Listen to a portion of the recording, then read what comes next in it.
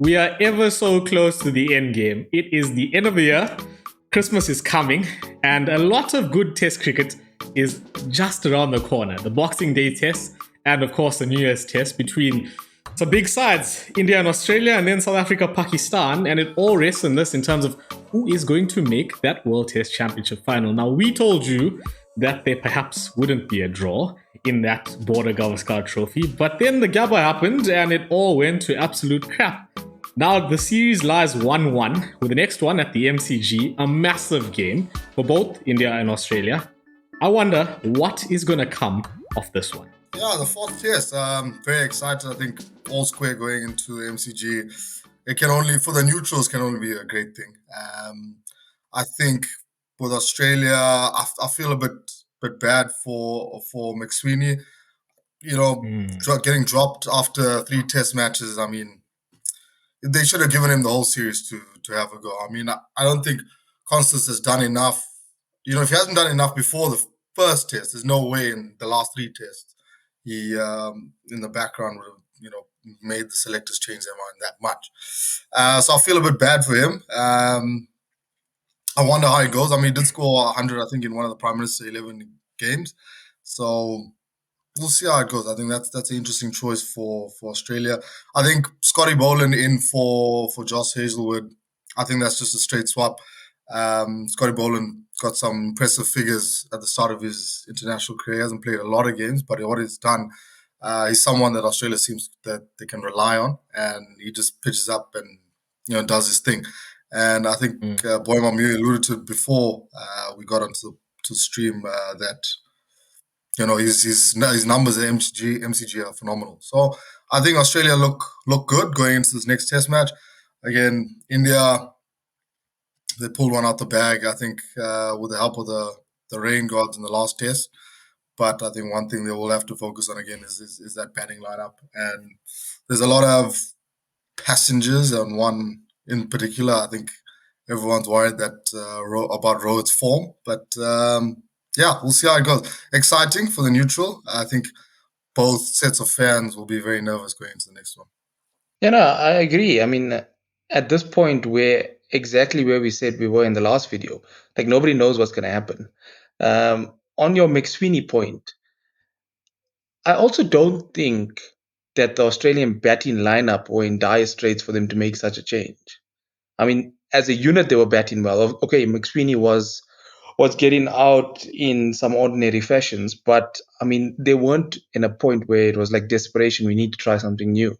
So I agree that they should have at least given him the rest of the series, because I mean, Travis Head's on fire. Like, that man can do no wrong against India, and I don't see it stopping in the next test. They just don't have answers for him. Just like how some batsmen don't have answers to Bumrah, it just looks like the whole Indian bowling lineup don't have answers to Travis Head. I mean, he's been nailing them for like 3 years now, and he just hasn't stopped. So yeah, it's gonna be quite interesting. I mean, surely the Indian batting lineup bounces back, and hopefully we get a full 5 days if it gets to that. But I think it's Australia's to lose, on current form and conditions. Yeah, I mean, I agree with what my colleagues have said on the McSweeney topic. Doesn't he bat in the middle order in first class cricket? I think he bats 3 years. Yeah, it seems a little bit of a big task to chuck a youngster in. Expect of him to open on juicy Australian pitches, and then if he doesn't show up, he's very organised. He looks like he could be the real deal. But that seems a little bit harsh. I also think it's Australia's to lose. I just wonder in terms of the momentum shift in the last test. I do believe India takes something from that test by avoiding the follow-on and Sir Jadeja scoring runs again. I mean, I believe he averages 80 in Australia. That guy's a monster in Australian pitches. But like you guys said, we can flip a coin. In my opinion, in terms of what's going to happen in the next game. Although Australia do have that and they are playing it on. But that's exactly how we felt at the start of the series, and then India just pulled out a performance in the first test. So it just looks like if 2 of their top 4 click, then it changes the whole dynamic again of the test match. I think that's what makes it intriguing. It's like we know these players' capabilities, especially the Indian batters, because they're the ones that have the question marks now. But we know their capabilities, and whatever script we try to write for the test match, it just takes one, maybe two of them to just flip a switch, and that the entire script changes again. And that, I guess, is the intrigue of the series, and that's why it's hyped up to be like the biggest test series of the year, and rightfully so. I mean, there are star performers on the show. The blue chip Indian batsmen are due. Any of them can score a big 100 on any given day. I mean, Exactly. Yeah, I actually had a little look at the stats earlier, and we were talking about those blue chip batsmen. In this cycle of the World Test Championship, over the last 12 months, there's only been 3 Indian batsmen that have averaged over 40 in South Africa, England, New Zealand, and Australia. Absolutely shocking. It is actually Jaiswal, Nitish Kumar Reddy, and Dhruv Jurel. So cricketers that haven't played much. Okay, Jaiswal's been great, but Nitish Kumar and Jurel have played just a handful of matches. The big boys, Kohli and Rohit, have been shocking. You could have banked on Rohit and Kohli getting runs. I know at the start of this, when we were previewing the initial game, the first one of the series, we said that unlikely that they'll do well, more likely that Kohli would. He came up with 1 score so far, nothing beyond that. Now, into this test of the MCG, how do they go about it? Does Rohit now drop back to 6? Didn't go well, didn't go to plan, but it hasn't gone well anyway for him. Or does he go back to the top of the order? We've had this conversation about KL and Jaiswal or Rohit and Jaiswal. But what I'm trying to ask here is, are they able to do something that will get the whole thing to click, or is it a reach too far? I don't think they can go Rohit replacing KL at the top, because he's the one constant in the series so far. He's consistently scoring runs. He's the one that held that first innings together, apart from Jadeja at the end. But I don't think they would have enough confidence that Rohit would outscore KL as an opening batsman. I think the bottom line is wherever Rohit bats, he's an experienced player. We know he's been gung-ho recently. I think he just needs to take a step back and just do what the team needs. It's all good and well saying I'm coming into the team and I'm batting 6. But when you bat 6, I mean, play the situation and play what you need to do. I mean, he's got experience behind him, and those should be things that it's a challenge, yes, but he should be able to do that. I mean, they shouldn't revert back to default settings just because he's not pulling his weight in the middle order.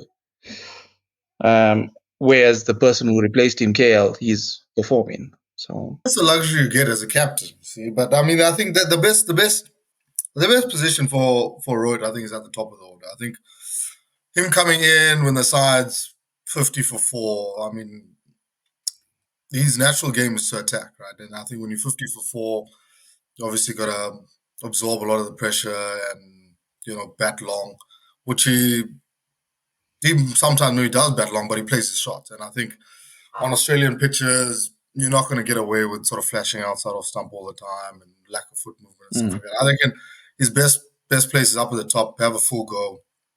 So what are they looking for? A runner ball 50 from him until he if you're going to pick him, with a seaming ball, like I don't really get it, But then this goes back to it goes back to what Gavaskar said before the start of the series. Like, if he's going to miss that first test, like, should he come back into the team at all? Okay, but that was bad though. I mean, that's because of the birth of his child. I think if he no, he didn't have a problem with that. Yeah. I mean, like that's what opens the door to all these type of questions. Exactly. It would have been a different case if they bombed in the first match. Yeah. But the first match is where Jaiswal and KL put up that amazing partnership, and then you go and alter something that worked for you. Because, I mean, like it or not, Rohit coming back into the team did disrupt any momentum they would have had from the first match as a batting unit, irrespective of where he bats. Funnily enough, I want to play devil's advocate just a little bit here. Rohit averages approximately 44 batting first to second, right? At 6, he averages 48. And it's not over a few innings, because when he started off in 2013 or whatever it was, he batted there as well. So it's over like 29 innings that he averages 48 at 6. There is a role, I think, for him to go hard at 6 if the top order can work. But if it fails, I don't think he has the other part to his game anymore. We can just hold, be a rock, and stay there forever. But we're only speaking about Rohit. What about the other side? The other guy who came into that lineup, Shubman Gill. I mean, we all said in Has the been great last recently. video that, okay, he might be Fab 4 contender, a new Fab 4 contender, but he hasn't been batting like it. Maybe he's playing with a niggle, because remember he had a thumb problem. Or was it a... I think it was a thumb. It was a thumb or index finger that he fractured, yeah. Yeah, it was something. It was thumb. I remember this because of Divi. They had the same injury. They definitely did. But you get what I'm saying? Like, I mean, did they rush him back too soon? Is he fit? Because he's not been putting in performances. But after me saying that, he might score 100 in the next match. So what do I know? But like, cool, just to go back on your point where you said Gavaskar said if he's going to miss the first test, he shouldn't be playing. I think that's also a symptom of how poorly you perform, let's say in the New Zealand series. I think if you're scoring hundreds and stuff, or in form, whatever, you miss the first test, everyone's dying to get you back in the side.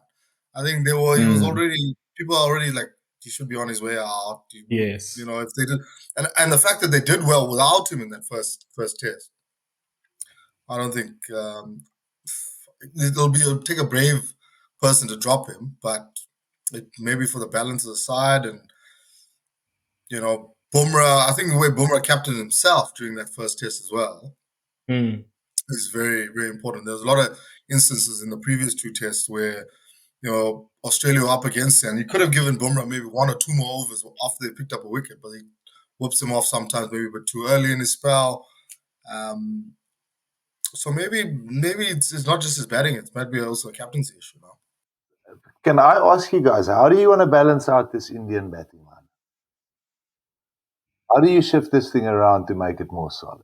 I think that's the question that we're trying to get at you from the start, because it is an absolute conundrum. We speak about India's wealth of talent. They're absolutely blessed with so many very good top order batsmen.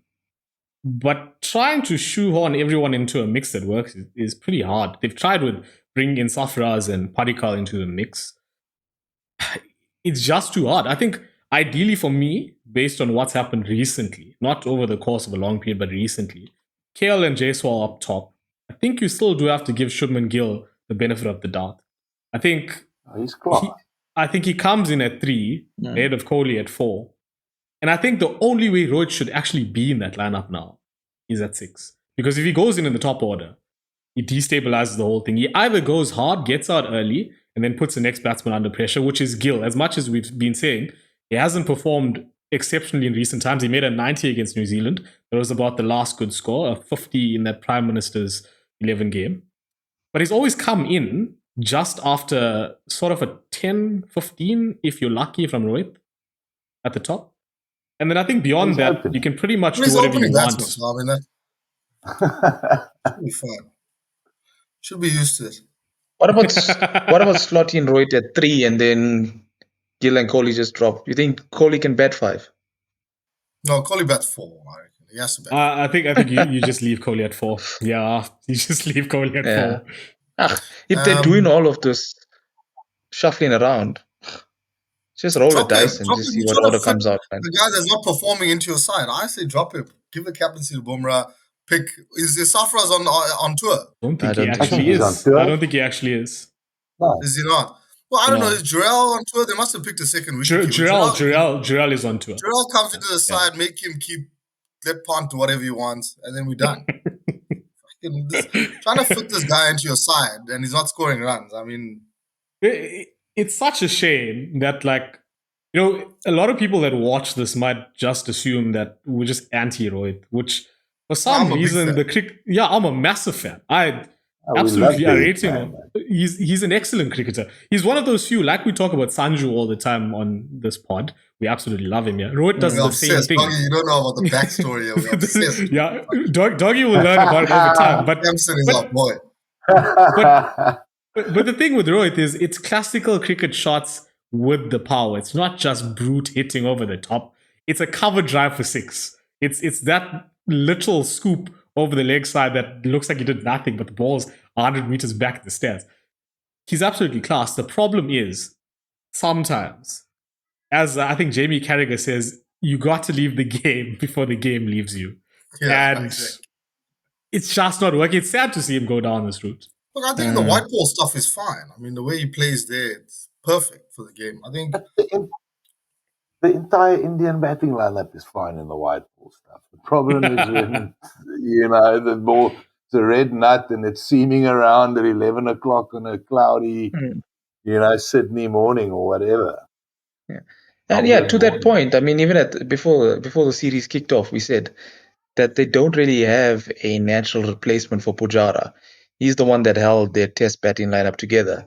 And we know all these gung-ho white ball batsmen. I don't think anybody in that current lineup is a test specialist like Pujara. What about Rahul?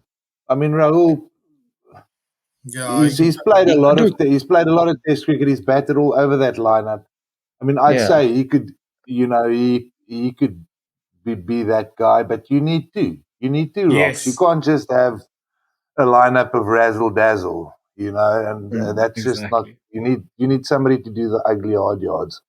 Your tight end props, Yeah. On the two, let me hold you guys there. Now, there's been a lot of talk recently, especially with journalists trying to trap Rohit in the last presser. Puji and Jinx, Ajinkya Rahane and Pujara, should they have actually made the squad?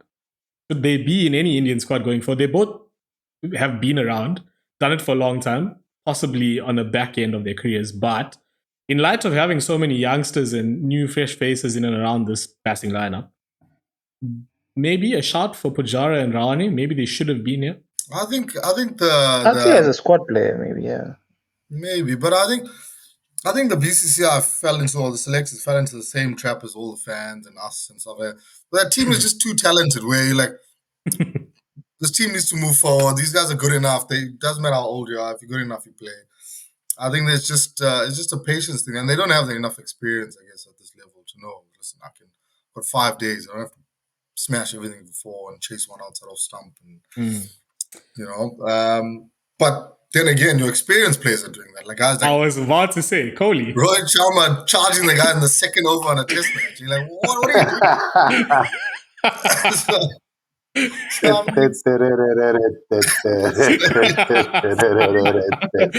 a tough one. I think they want to play that. I mean, what are you doing, Rohit? Charge your way back into form. Exactly. They want to play. If you can't hit the ball, you know what you do? You stand still and you keep your head still. Instead of running and someone bowling all over the place. Yeah, so I think they just want to play a style of cricket where it's similar to this baseball stuff, where it's free-flowing batsmen, have a go, fearless cricket. If you nick off, it's fine. Someone else will do the job. That's my sort of theory of what they're trying to achieve. But that's not how it works. Yeah. I just don't think you're successful in Test cricket, even in this day and age, if you don't have one guy that bats for time. I mean, Dean Elgar did it for us. Kane Williamson, the Fab Four, they do it. They do it on a regular basis. That's why even England, this baseball stuff, I don't think it's successful if you don't have Joe Reed standing there for scoring 100%, 50 or 150 or whatnot.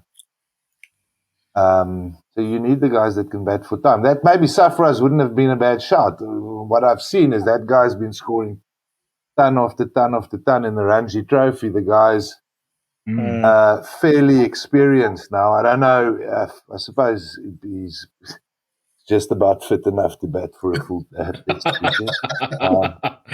Yeah, I mean, we mustn't lump him in the same category as Azam Khan. He's a little bit further in the right direction. He's just a chubby short guy, man. He's you know what? As much as people make out about his fitness, Punt is basically the same shape. So fair enough. I take that back. There's a difference between fit and being cricket fit. Those are two different things. He also bats for like 3 days straight in those runs. Speaking from experience, did you? 45 degree. So I think we've arrived at the conclusion that there isn't actually a solution, like we've been saying for a while. I would hope that we do see something different, just to see if anything jigs as they make their changes. But let's get over to the bowling then. On the bowling end, what are we expecting? I think as much as we've gone on about India's batting, it seems like the only threat to that Australian lineup is Bumrah. I think the other bowlers, Spot on. I'm not giving them much. I mean, Bumrah can't bowl 45 overs a day from one end. I mean, if that was the case, they would win every single test match. But there needs to be other threats. I mean, I saw an article today. I saw Shami is definitely not going to be fit for the next 2 tests. He did play a few games in the Ranji Trophy, but still not fit enough to come back in the squad. And then now, obviously, with Ashwin retiring, which is sad. It definitely seems like a political decision rather than my time's up.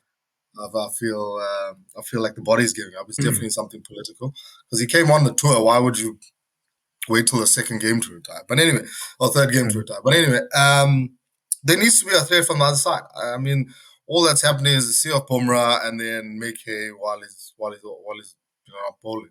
Guys like Travis Head just climb into him or climb into everyone else while he's not bowling. So that's my thing. India needs to find an attacking threat somewhere else. And where does it come from? I mean, that attacking threat is probably on the same island that their solid batting middle order batsman is. where are we going to? I don't know.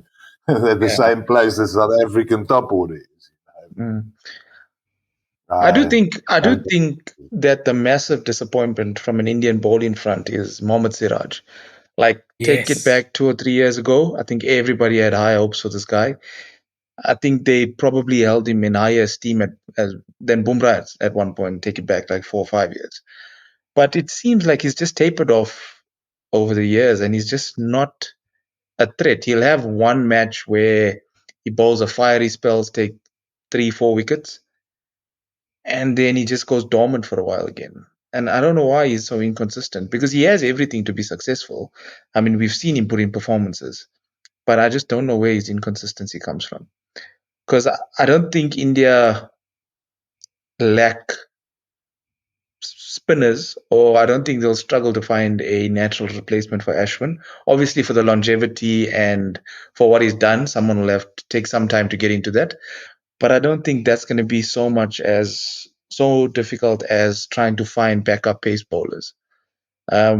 I mean, you can mention Shami, but I mean, Shami's old as well. Is he just the solution for this test? I don't think he's the solution moving forward. So, there are questions around that bowling lineup, and rightfully so. The one that's interesting for me, let me just touch on what you said there first. Siraj, I think it's a mentality issue, and it always has been. He's always been. I'm not saying that he's of weak mentality or anything of the sort, but he's kind of a volatile character, kind of like Santakumara and Srisant. Remember when Srisant used to go off in cricket matches? He was either perfect or he was horrible. And you get a similar thing with Siraj. I think they probably just need to invest a little bit more. He's 30 now, which is a problem, but invest a little bit more in just ask him to stay calm, bruh. Like, you can go crazy in spells. He's the type of bowler that gives you a send-off after you score 150. I mean, what was that? Like, what are you doing? And that's why they call him DSP Siraj, because this man thinks he's a police officer on the field. Like, relax, bro. Like, as much as I laugh at him, I actually rate him. I think he's a pretty good bowler. Like, and he has shown it over time. But what probably someone like Arshdeep into that side. That was my next point. That's my next point. Why has Arshdeep not secured a spot in this lineup, considering that his biggest weapon in white ball cricket is a swing? And if you're gonna make a white ball move like that, come on, lads. He doesn't rely on his pace. He's pretty much gonna get movement on any pitch. He's unplayable at times in white ball cricket. What makes you think that any of these batsmen are gonna deal with him with a red ball? Like, no chance. Like, even, I mean, I 100% agree with that. But, like, look at the bowlers that are in that team. Okay, Nitish Kumar Reddy, as an all-rounder, but look at him on a bowling front and look at Akashdeep on a bowling front. If there was no squad announcement, would those two players make it into your Test 15? No. Like, I mean, where did they come from? Like, whenever they came into the squad, like, from where? It looked like they just got plucked out of thin air. Like, you never heard of them in a white ball sense. They were like domestic players. I mean, I don't think either of them are up to international level. I mean, I'm not giving them a chance, but maybe they will grow into it. but they weren't on any of, or they weren't on my radar. I don't know about you guys, but like Arshdeep, that would be someone who would make sense. But yeah, these guys, they just, and even Harshit Rana to an extent as well. Yes. I'll put him in that same bracket. Like all of the people who are in that squad, there's nobody of, let's call them fringe bowlers, who you want to try and get into the team. None of them like really make sense to me.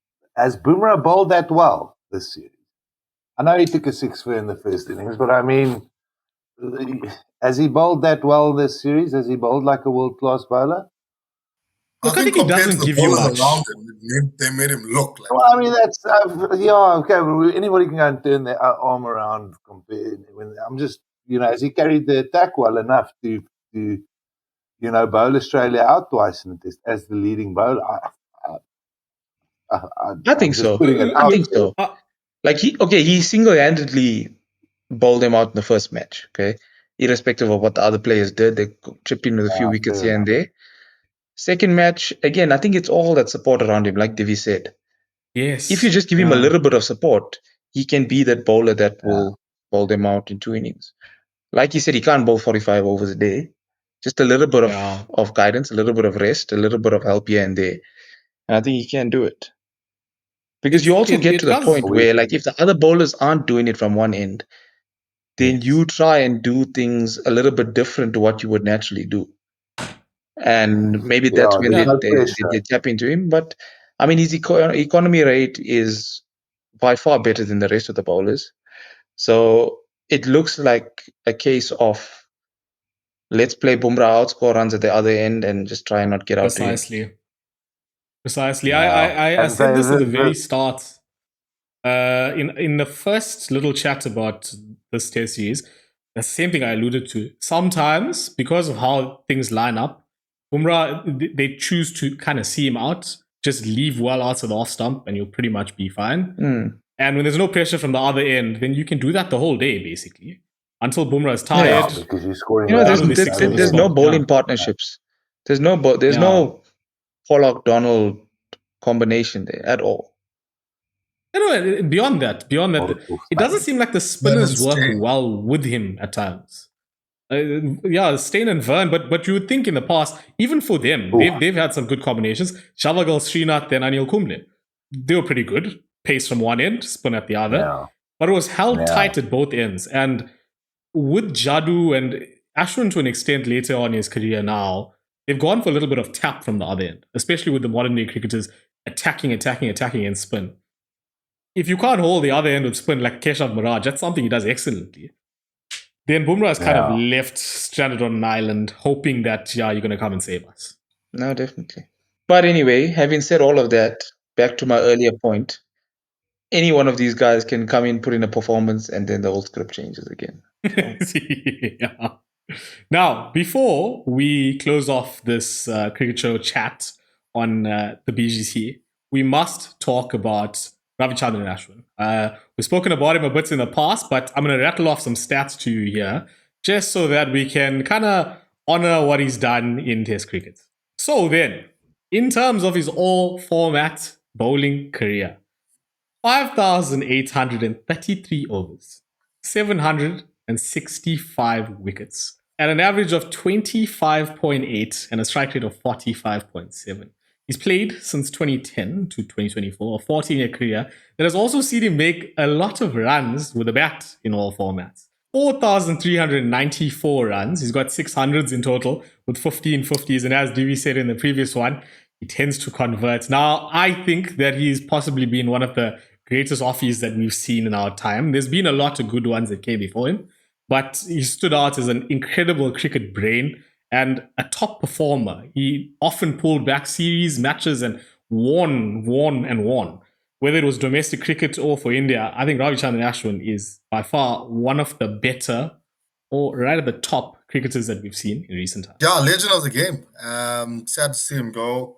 I think he's, what he's done with the ball is unbelievable. He's like one of the fastest, like 300, 400, 500 wickets. He's up there, leading wicket takers of all time. And also, add his batting stats onto that as well. I mean, like you said, he's got like 3 600s his career. Good low order runs. And he's also revolutionized the game. I mean, if it wasn't for him, the man cat wouldn't be a thing. So no, it would be sad to see him go. Like you said, great cricketing brain, unbelievable cricketer. Unfortunate that he has to end like this. I 100% agree with both of you. I see both of you alluded to it. I think his biggest power was his brain. The number of times that he outfoxed an opponent and knew what the batsman was thinking. And he was similar to Shane Warne in that sense. Like he always seemed to know what the batsman was going to try and do and always bowl to counter that. And that's a testament to the number of wickets he's got. I mean, like Divi said, he's up there with one of the greatest of all time in terms of number of wickets. He was in one of our FIFER quizzes and he completely went over my head in terms of top 5 spin wicket takers of all time. So, I mean, that's a feat. That's no joke. So, good on him.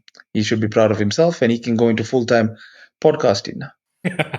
The runs at the lower end of the order was an absolute bonus. I think, did you say he averaged in the 30s? And just to be the number one spinner in the Indian Test side for over a decade speaks for itself. Because there's so much competition there. Kept my main man Sir out of the team for how long? You know, so I don't know. Guy was special. He's going to be playing domestic cricket, so we'll still see him in IPL. But as you say, Doggy, pajama cricket, that's not the stuff that counts. We're going to miss him on the test scene, and I think that's a fitting way for us to end the chat. Now, we're going to head off to FIFER before we close out this episode. And all the questions today are going to have something to do with the World Test Championship. So, FIFER, here we go. Of course, we've got 3 in the house today. Kungs is lost somewhere in Germany. We're going to be asking the non-FIFER question first, and it's an interesting one, something that I generally don't ask you. So then, English umpire Richard Illingworth has been involved in the most World Test Championship matches as an umpire either on field or as a TV umpire. How many matches has he been involved in? I'll go first. Yes, this is going to be tough. I would say 61. 61 from TV. Kuv next. Bro, the first number that was in my head was 62. So now, let's go 75. 75 from Kuv. Doggy then. 60. I'll take the under. The answers actually worked out for you perfectly because the total is 47. 31 on field, 16 as a third umpire. Doggy up top, then Divi, and then Kuv. Even a broken clock is right twice a day. So, all the questions for today are based on the World Test Championship. I'm going to give you a qualifier at the end of the question to kind of narrow the options down so that the questions aren't too vague. So, with 4 teams left in the World Test Championship in terms of making the final, all today's questions are going to be based on those 4 teams only in World Test Championship history. I've got 3 options. Doggy's going to be able to pick first, then Divi. The options are a question on fielding, a question on batting, or a question on bowling. And that's all I'm going to say. You get a pick. I'll take batting. So I want you to name the top 5 batsmen with the highest batting averages in the World Championship history. Overall, the qualifier, though, is that they have batted more than 20 innings. Steve Smith. Ding ding. Number 3, Steve Smith. Virat Kohli. It's not Virat Kohli. That's your first answer. Marnus. Ding ding. Number 2, Marnus Labuschagne. Loose Bashej. I'll go Pujara. It is not Cheteshwar Pujara. It's a little bit further down. The second answer. Dean Algar. It is not Dean Algar either. Good Just for some chance. patriotism there. I had to get some South African in there and I couldn't think of any other one. Divi with the first steal there. I'm going to go David Warner. It is not David Warner. Good shots. Move there. Let's go Travis Head. Yeah. I mean, It is not Travis Head, he's number 7. Oh, so close. Number 5 then, Uzi Khawaja with an average of 46.59 across 66 innings. Unbelievable. Number 4, Dhananjaya De Silva with an average of 47.74. Number 3, Steve Smith, 48.78. Number 2, Marnus Labuschagne, 49.82. And at the top, Yashasvi Jaiswal with an average of 53.33. Gents, it's quite crazy to think that there's one guy that averages 50. Yeah, but remember, there's a few that have played like 3 innings. Camino Mendes played 16 innings or so. Yeah, if you think about the time when we had Ponting, Callis, like there were, the Jay Wardner, whoever, like it's just crazy to think that there's nobody in this day and age that can average 50. Literally. Pretty much nobody. When you put it like that, it's sad. It is actually very sad. On to next then, for Divi. What would you like, bowling or fielding? Bowling for sure. So we're going bowling. All right, so same conditions. It has to be from one of the 4 countries that are still actively involved in potentially making the final. I want to know, can you name the top 5 bowlers with the lowest strike rates in World Test Championship history that, importantly, have bowled more than 1,000 balls in World Test Championship? Okay, I'm going to go KG first up. Ding ding, number 3, Kagiso Rabada. Number 3, KG. Let's go Australia. Let's try Pat Cummins. It is not Paddy Cummins. I have him down maybe somewhere around 15. Ooh, okay. I'll go with Jasprit Bumrah. Ding ding, number 4, Jasprit Bumrah. Number 4, Jasprit Bumrah. Let's go back to Australia. Let's try. No, but would he have a good striker? Let's try Nathan Lyon. It is not Nathan Lyon. I don't have him anywhere in my top 20. Don't know. Let's try Mitchell Starc. It is not Mitchell Starc either. He's somewhere closer to 10. That's your third bouncer. First steal then to Doggy. Janssen. Ding ding. Number 2, Marco Janssen. That's a great one. All right. On to Kuv then. Let's go with the man we've been talking about, Ashwin. It is not Ravichandran Ashwin. I've got him down somewhere around 8 or 9. Close, but not close enough. Now let me give you the full 5. Number 5, Scott Boland with a strike rate of 41.5. Number 4, Jasprit Bumrah with a strike rate of 40.2. In 3, KG with a strike rate of 39.4. Number 2, Marco Janssen with a strike rate of 37.4. And the man up top, a spinner from India, Kuldeep Yadav, with a strike rate of 34.5. No way we can guess that. Oh, exactly. On a dot ball, basically. For you then, Kov, can you name the top 5 players with the most catches taken in World Test Championship history as an outfielder? I was banking on keeper. Okay. It's got to be slip fielders. Kohli. Ding ding, number 2, Virat Kohli. Ed Markram. Ed Markram is number 7. I'm getting so unlucky with these almost guesses. Steve Smith. Ding ding, number 1, Steve Smith. Marnus has taken quite a few catches. Marnus Marnus is number 10. Bro, I don't know who the Sri Lankan slip fielders are. I know, I'm just trying to think. Let's go with Rohit.